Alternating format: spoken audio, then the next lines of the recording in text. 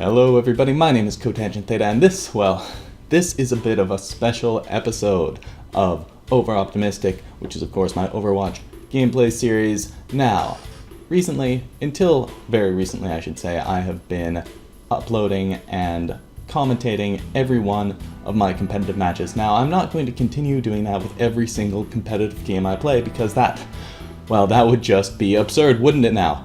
So, what I've done here is I got to a point where I decided, you know what, I think I'm good enough that I can maybe jump up a tier or half a tier or something without analyzing every single gameplay episode, and then when I get to a point where I think I have a lot more to learn from going through and analyzing my gameplay again, then I will go back to doing episodes of every single competitive match, and then I'll do that until I think, okay, maybe I can make another leap, and then I'll try to do that. So today I have done what I called a gold rush, which is me basically trying to get into gold from silver. And now I wasn't entirely successful, and I will tell you why, and I'll tell you what I learned from that experience right here in this video. So let's get into it.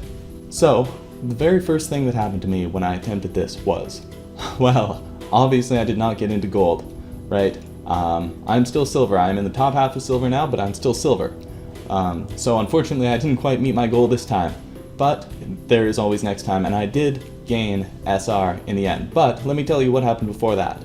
The first thing that happened to me was my SR took just a nosedive, an absolute nosedive, and plummeted all the way back into bronze. For just a single game, I was actually bronze again. And that, well, that kind of sucked, because I very much enjoyed being out of bronze. I was happy to be out of bronze, obviously. So getting back into bronze wasn't the greatest feeling, but along the way I learned a couple of very important lessons. Number one, now is the time to learn more heroes. So, in my previous video, I talked about how I basically one-tricked my way out of bronze. Soldier. Go Soldier, win games. It doesn't have to be Soldier, it can be whatever hero you feel comfortable and competent with, right? Whatever you're confident playing. So you can go that hero and basically just one-trick your way out of bronze. And I'm going to stick with that statement, because when I actually did drop down into bronze, the way I got out was I just started auto-locking Soldier again and just climbed back out, right? So it wasn't too difficult to do that. But back up in higher ranks of silver, I found that not every game is it the case where I am the best DPS player, actually. I've gone to deathmatch, my aim is probably better than other people at this level. That's not always true. And sometimes you can have a much higher impact by letting somebody else go DPS, and then you pick up a different role, right? That's why it is the time to start flexing. That being said, second lesson I learned. I am an absolutely horrendous tank player. It is awful. We're not going to sugarcoat this one, folks. I am the worst tank player, honestly. It's bad. I'm showing you some footage here of me just dying over and over. It is not good. And I think part of the blame for this lies on the way I have been practicing. Now, I've been doing a lot of deathmatch, and that is fantastic if you are a DPS main, right? But if you're a tank main and you are just going around and trying to kill other people at the expense of your own life, no less, right? That's not the best. That's not the best tank play. That's not good tank play. Secondly, as a tank, you are in the front of the fight. It's often hard to know, well, usually you're in the front of the fight, right? It's often hard to know when your teammates have died. In deathmatch, there is really no motivation to look at the kill feed, except to know whether you got the kill or somebody else got the kill, right? You don't look at the kill feed to see what your teammates are doing, because there are no teammates, right? And by the way, I'm talking about free-for-all deathmatch, not team deathmatch, of course. So there's really no reason to look at the kill feed. There's no reason to push tab and check if your teammates are alive or what their ultimate status is, because you don't have teammates, right? There's no reason to check if the enemy team is alive, because it's deathmatch, they respawn in 2 seconds. You just assume everyone's alive. So there are some really bad game sense habits that I've picked up by just practicing too much in deathmatch. And now, of course, that is something that I am going to need to adjust by changing the way I practice, maybe doing more quick play instead, and really focusing on understanding the situation of the match. That's going to be very important for me if I want to be able to flex to tank. That being said, even though I am an atrocious tank, switching to tank was sometimes the right thing to do, and sometimes did win us the game compared to me being DPS, which I'm much better at. And so that sort of emphasizes the value of flexing when you're playing. And the third lesson that I want you all to take away from this is about healers. So, obviously Mercy is just overpowered right now, it's absurd. But the healer that I have had the most success with playing actually is not Mercy, it's Zenyatta. And Zenyatta has one magnificent power, right? One magnificent power that really helps win games when your teammates are listening to the voice comms. And you're gonna say it's his Discord. It's sort of his Discord. It's not quite his Discord. What it is your voice comms calling out the Discord. That is this incredible power that Zenyatta has. If he says the name of an enemy hero combined with the magic word, which is Discord, right?